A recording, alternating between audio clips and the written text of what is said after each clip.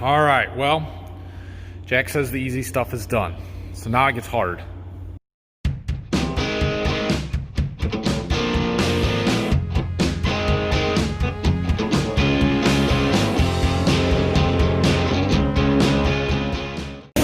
Morning, everybody. Well, our propane truck made it last night. In fact, he's still sitting here. I guess he got here about 11 and then had to take his break. So we did get our tank filled up and let the dryer run all night. We still got a fair amount of wet corn though, and we only got her filled up to about 54% now. It was 59 when we started last night. So we're gonna need another one pretty quickly, maybe in a couple of days. But that's all right. It's just slow going with all this wet corn. So we did get a little rain this morning. I wasn't expecting it, but we had about a half a tenth, which makes it just a little greasy. And since there is still 2 lights showing on our wet bin there, we're not in a hurry to get to the field. We'll probably shell, I'm sure we'll shell this afternoon, maybe later this morning, but as long as we start before the wet bin runs out of wet corn and we keep the dryer moving, doing as much as we can. I'm doing a dryer calibration, just checking to see how close it is. Phil's out here doing a little cleanup. Nice. That is the one thing about this grain handler style of dryer, is that they make a dang mess. There is red dog and fines and stuff everywhere. But a huge advantage to them over what a typical or a different style of dryer, a tower or a screen dryer, so we don't have any screen. So those of you familiar with dryers and stuff and how they work, typically dryers would have perforated screens, and the grain would be in between 2 of them, and that red dog and stuff would get sucked up by the fan and it would get plastered onto them screens. You'd have to go in there and clean them off every day or once a week or however often, or they were susceptible to fires and stuff like that. This grain handler has no screens. It doesn't take any in-season daily maintenance. We don't have to do anything. We just let it run. So I've had this light down at my seed warehouse for helping light up around my treater there. Usually we hang it up here on the dryer and plug it in with a cord. I kept forgetting to bring it down here, but I got some time this morning, so I went and got it, and we're gonna get it mounted. There. That'll help light up that area pretty well. I just gotta get an extension cord. At least it's warm hanging out here on the side of the dryer. Never mind where I'm standing. Don't worry about that. Still burning propane. All right, we are still waiting on this dryer. It's about 11:15 now. I'm probably gonna go eat an early lunch here in 15 minutes or so, and then we'll come back and we'll get started shelling. This corn is still 27%. The stuff in the wet bin, so it's slow. We're drying about 600 bushel an hour right now. It's just slow because the corn is so wet. So not a whole lot we can do about it, but I did want to take a second here. I was going to do this yesterday and then I forgot. I wanted to talk about the economics of drying, because you guys have seen now we've gotten 2 semi-loads of propane in over the last week or a couple of days really, and we're going to need another one maybe as soon as tomorrow. And you know, we're running that generator out there to generate the electricity to run all of this stuff, and it's expensive, right? Well, yesterday we were doing a little figuring on what our cost per bushel is to dry stuff, and they're rough numbers because we're just using averages and what we think is going through it. It does every day. Our dryer prints out a summary of what it's done for the day. So like yesterday it ran for 20 hours, a little over, and we did about 13,000 bushels. The 2 previous days it ran 24 hours. We never shut it off. And the one day was 14,900 bushels. The next day was 15,350. So we figured we were running about 15,000 bushels through the dryer in 24-hour period with this really wet corn. And this is corn that's averaging 26 to 28% going in, right? So given that, and then we figured out how many percentages of our propane tank we were using per day. And I don't remember what the percentage was, but it worked out to 2,700 gallons of propane we were burning per day. So in a 24-hour period. So we can do the math on that times our cost on propane was roughly 70 cents a gallon and figure out what our fuel cost is per bushel for propane. And then we figured out our electric cost. Phil has been filling up the generator every day or every other day and writing down how much he puts in to fill it, how many hours that is, and then calculating out what the gallons per hour burn rate is. And we're anywhere from 4.9 to 5.7 gallons per hour. So even if you figured 5.5 gallons of fuel per hour times $1.50 a gallon, yeah, we're burning some, but it's not a huge cost looking at how many bushels it was. And so when we figured it out, roughly our fuel costs, so for diesel fuel to run the entire grain system, not just the dryer, and propane, it's costing us about 15 cents a bushel to dry this corn. And that's taken 10 to 15 points of moisture out of it. So even if you round that up to 20 cents, just to be conservative, and then you look at what it costs if we were to haul that corn straight to the elevator. And so I looked up our local elevator. They have their discount charts posted online. And if you took them 28% corn, they're gonna dock you 54 cents per bushel.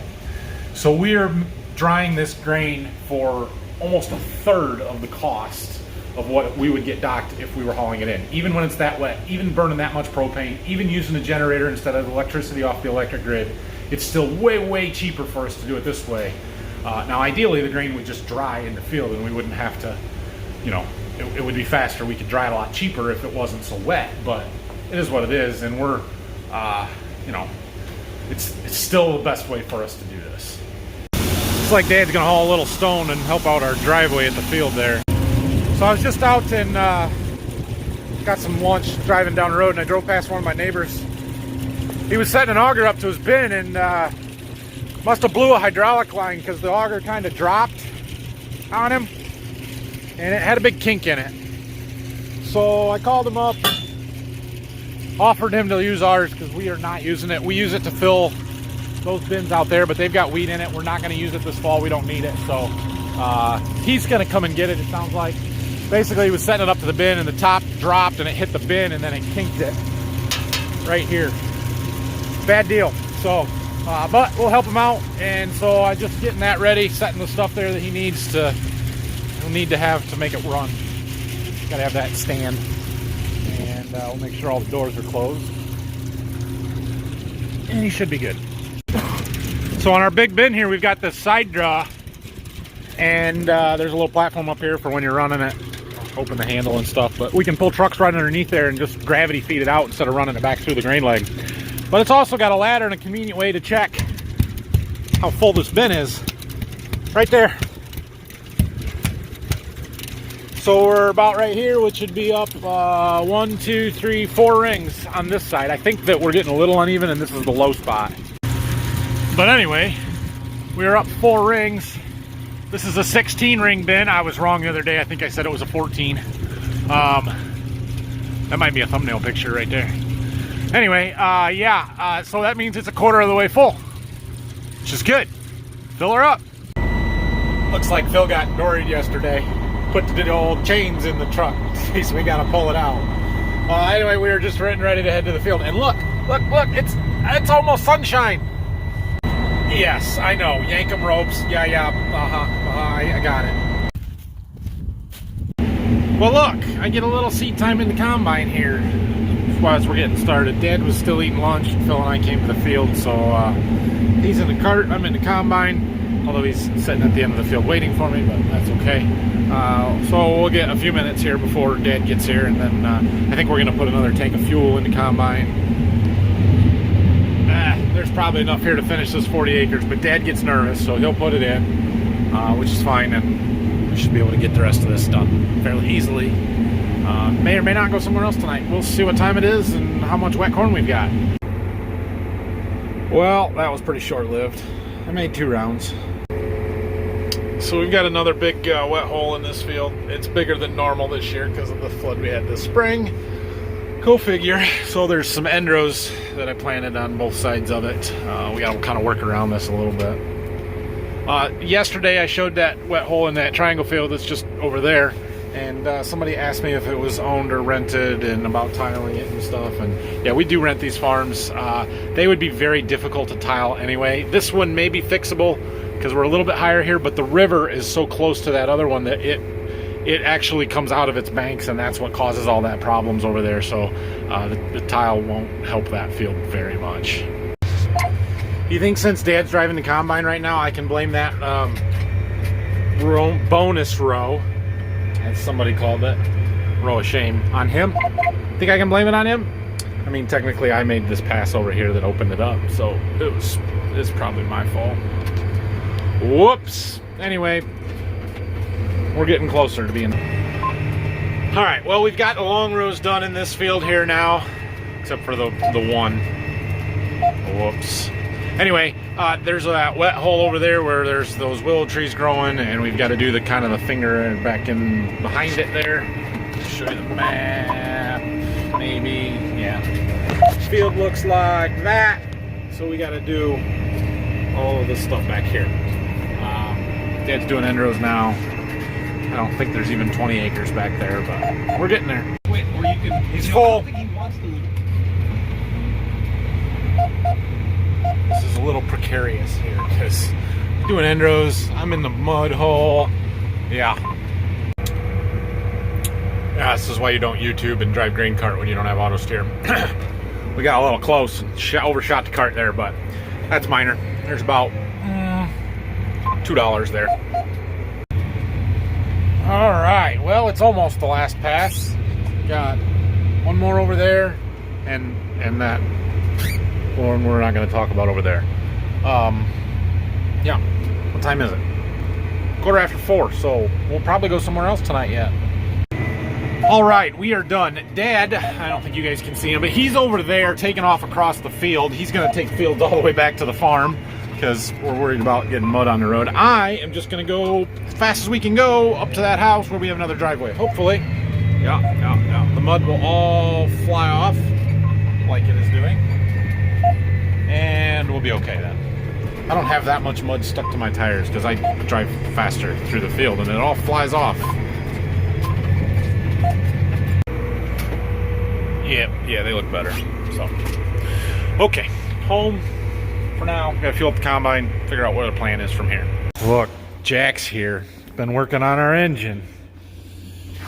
Don't look at the bottom. Don't look at the bottom. That's what I want to see. I haven't seen the bottom yet. All right. I tried driving the piston out, but all I did was wedge. Break the hammer. And break the hammer. Yeah. Well, it doesn't look terribly rusted solid. No, just the pistons and Yep, the pistons. the sleeves. Yeah, that's not good. Nope, not good. All right, well, Jack says the easy stuff is done. So now it gets hard. But we got to get the pulley off the front here. That drove the fan, radiator fan.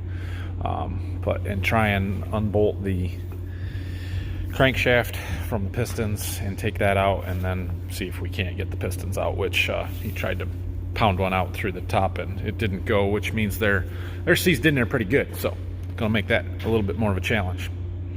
Anyway, still an after harvest project for me. I don't have time to mess with this right now.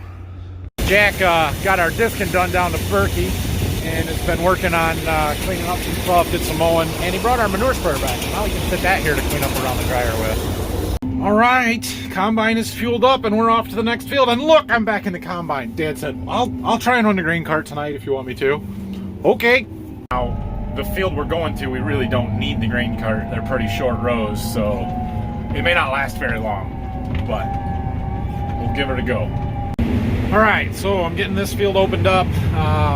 There's like 40-ish acres here, 39, 40. It's a kind of a long, skinny one, but we run the rows kind of the shorter direction because of the way the road curves, and it's just not a good way to do this. So it's a lot of short rows and rounds, and I don't know, we'll see how it is. Some of this field lays pretty good. A lot of it's pretty crappy, high ground, so wet, and I mean, this is good corn in here, so that's good, but we'll see. That is somebody else's field, not ours. Looks like I won the light game tonight.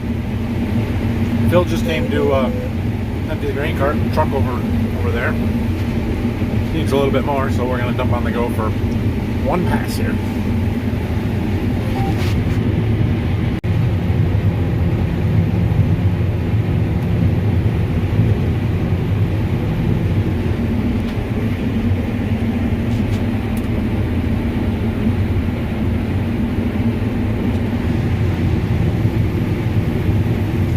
It's more fun being in the combine in the grain cart, let me tell you. All right, I cave.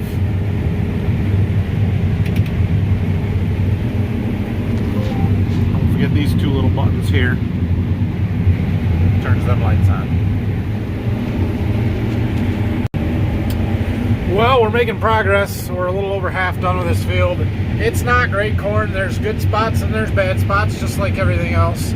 There you can see it's that long, skinny one, so... Oh, we're getting there. Problem is that I know that all this stuff over here is crapping ground. Yield's gonna keep falling off on me. It took us about 2 hours to finish. It's 7:45. It'll be 10 o'clock maybe. I don't know if we'll get this done tonight or not. Maybe. Just had a slip clutch on a row go off, but it looks like it's gonna feed through. I don't know if there's a little bit of down stuff in a one spot. I don't know if it just build up in there or what, but each one of those rows, the snapping rolls and the whole gearbox for each row has a slip clutch on it. So if you get something in it, a wad of corn stalks or a rock or whatever, it'll slip the slip clutch and not damage anything too bad. Hopefully, at least that's the case. Phil just left with another truck, and he said he thinks that this one will fill the wet bin, which means we're about done. I thought we'd get done with this field. It doesn't look like we're quite going to get there. We've got about 16 acres left out here, which is fine. There's another field just right in this same area. We've got 3 different fields. This one that was like 40 acres. There's another one up the road that's 32 acres, and then one right across the road from that is 95 acres. So there was around 150, said 150, 40, and maybe 170, 165, something like that. Anyway, point being, it's going to be 2 more days in this area for us to get it all done anyway, so it doesn't make a whole lot of difference whether we get it very far tonight or not, because it's going to take us 2 more days. So we'll fill up what we can and then keep the dryer running. This field that we're in now is the original planted corn was 107 day, which is earlier than the fields that we have been in. So it's a little bit drier. I'm actually seeing spots where it's all just the original corn that's right down in the 20% range, but there was a lot of the replant. It's one of the 103 days that I replanted in here with, and that stuff's a little bit wetter. It jumps up to the 25, 26 range. So we're actually averaging 23 to 24, which is better. So the dryer is moving a little bit faster now that it's getting corn from this field in. The way that that corn comes out of that wet bin, it's always going to pull from the top down. So the last stuff you put in is the first stuff that's getting drawn out. So this corn that we're shelling now is the stuff that's going through the dryer at the moment. And then as it works through that, it'll get into some wetter stuff again sometime overnight. And I'm sure it will slow itself back down. But at least for a little while, it's helping speed things up. All right, well, this is going to be it. This grain tank load will fill the truck. The wet bin is full. So we're quitting for tonight. We got 27 acres done here, 11, almost 12 to go. So that's a good day. 27 and 40, yeah, about 70 acres today. Considering we didn't start till 12:30, and our wet bin is full. That's good as we could do.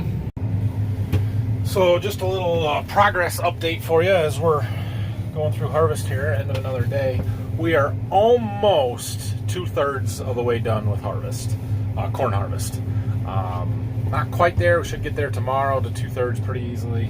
And we're really down to kind of 4 clusters of fields, I guess. We've got the stuff that we're working on here. There was about 170, I think, like I said, total, and we've got 27 of that done. So next 2 days we'll finish that. Then we're going to the irrigated field. We should be able to start up there on either Sunday or Monday, depending on the weather. So look for that first of the week, and then we have a couple of fields one way and a couple of fields 10 miles the opposite direction, and then we're done. Lights. Do you have any idea how much climbing up and down that staircase that those lights have saved us this fall? Oh man, them things are awesome. There is a few things that I would tweak if I was doing it again.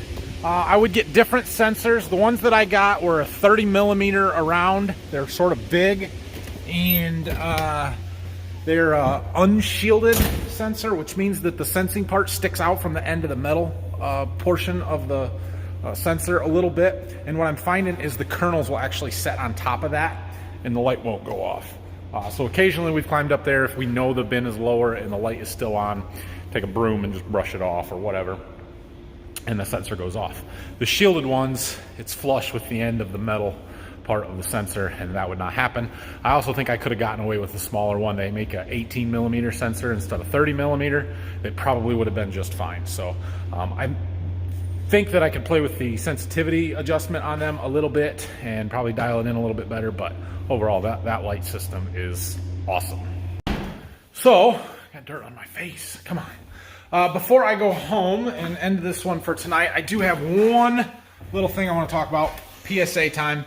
If you live in the United States of America, there is a very big, important election coming up next week. Now, I am not going to tell you who to vote for. I'm not going to get into my political views. I'm going to leave all the politics off of this channel as much as possible.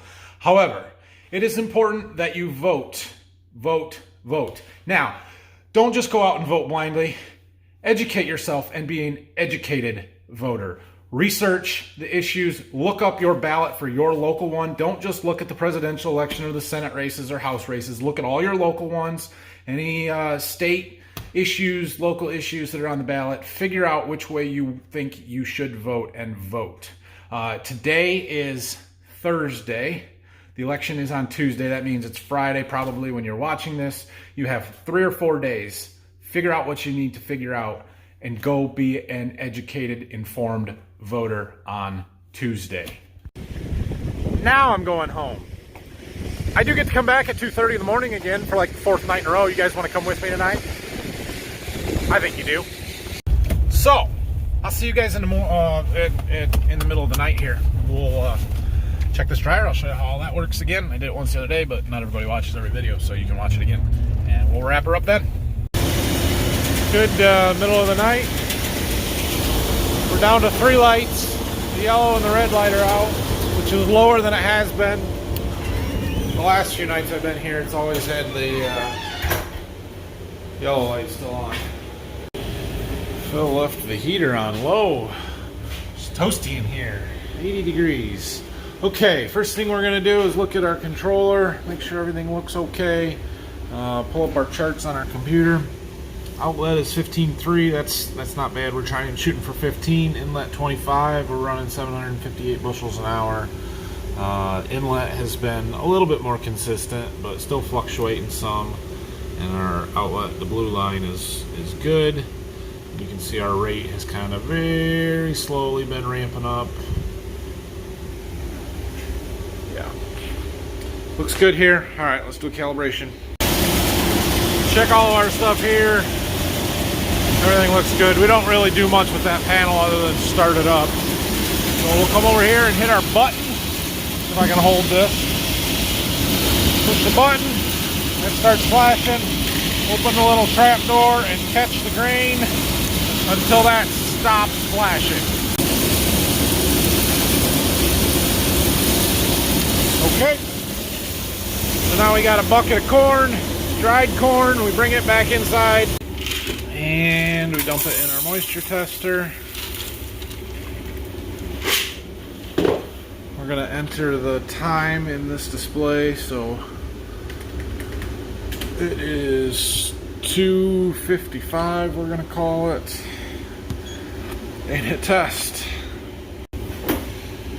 Okay, first time said 14.6. We always do this 3 times and take an average when we're doing dryer calibrations, but it looks like it's a little drier than the controller thinks it is.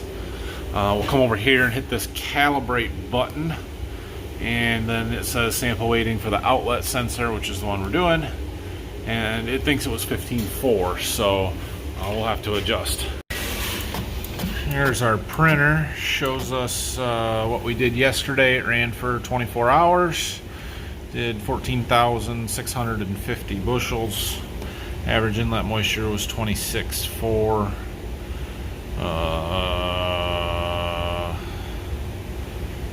Yeah, somewhere there's a speed. Where am I missing? Oh yeah, discharge rate 610 bushels an hour.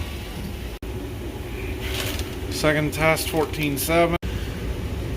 So on our spreadsheet here, we'll enter in the time and date, and then our controller reading was 15.4.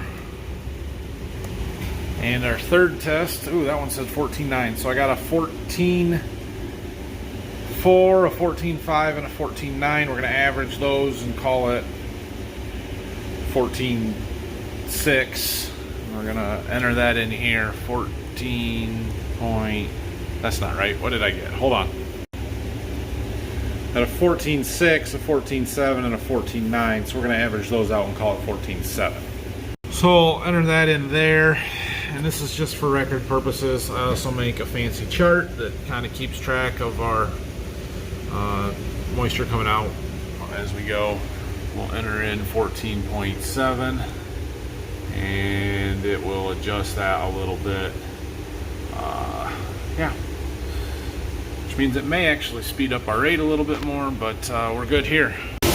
Everything else is just a quick once over check. Our leg is still spinning. Everything sounds right. Bill dried into the overhead for a little while last night, but we're back going into the big bin now, and we're good. Time to go home. Oh, if I wasn't 6 miles away, this wouldn't be so bad, but that's all right. So anyway, I'm going back to bed. Have a good night. See you guys in a couple hours in the morning for tomorrow's video. Hit that like and subscribe buttons for me, please. And if you have any questions and comments, leave them down below.